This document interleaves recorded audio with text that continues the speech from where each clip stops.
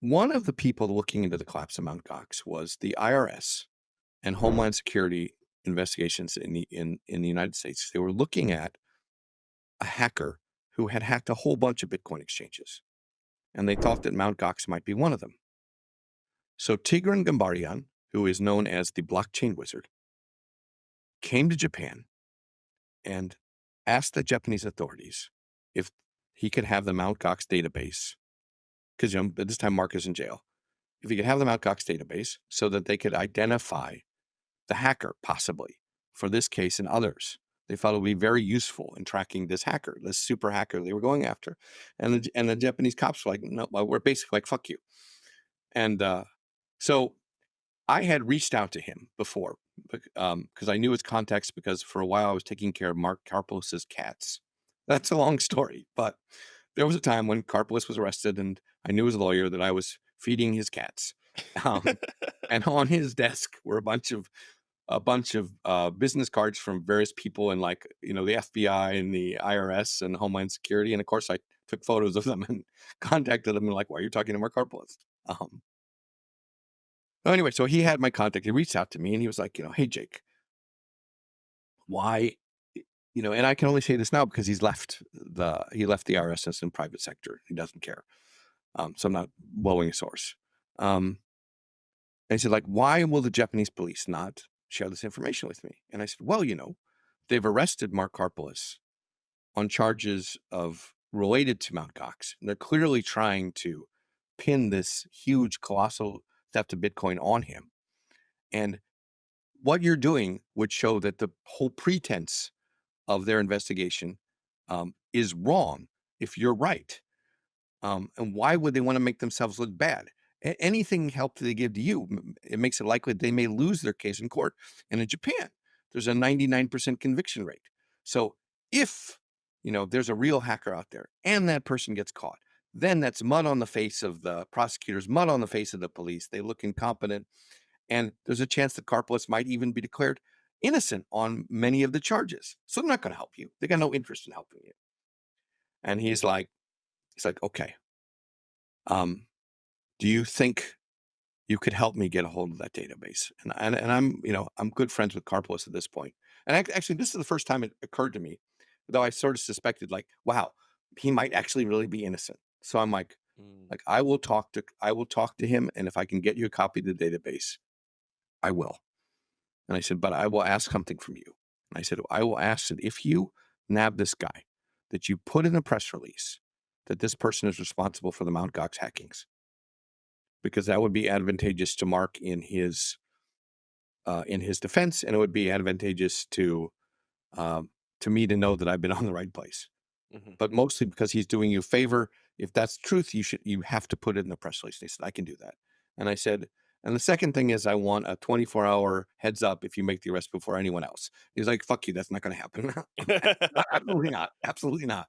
So Yeah. the best I could give you is maybe a 12-hour up before the other people. And even then I can't promise. It really depends on circumstances. I'm like, okay, we have a deal. So I talked to the lawyer, talked to Mark. They told me where to find the hidden database, which they'd hidden from the cops. They had another copy. So transferred all the files onto but then I realized it's 4 gigabytes. There's no way I can transfer this over the internet. So I'm like, okay, like this whole guy's, Mark Karpolis's entire life may depend on this, on their completing their investigation successfully. So I bought the cheapest ticket to San Francisco I could. I made arrangements to deliver the hard disk to FBI headquarters in San Francisco. So I do that. I get there and it's a national holiday. There's nobody at the FBI. Oh my god. And so I sent a letter to the guy I'm talking to, and I'm like, look, man, I am here in San Francisco for one day.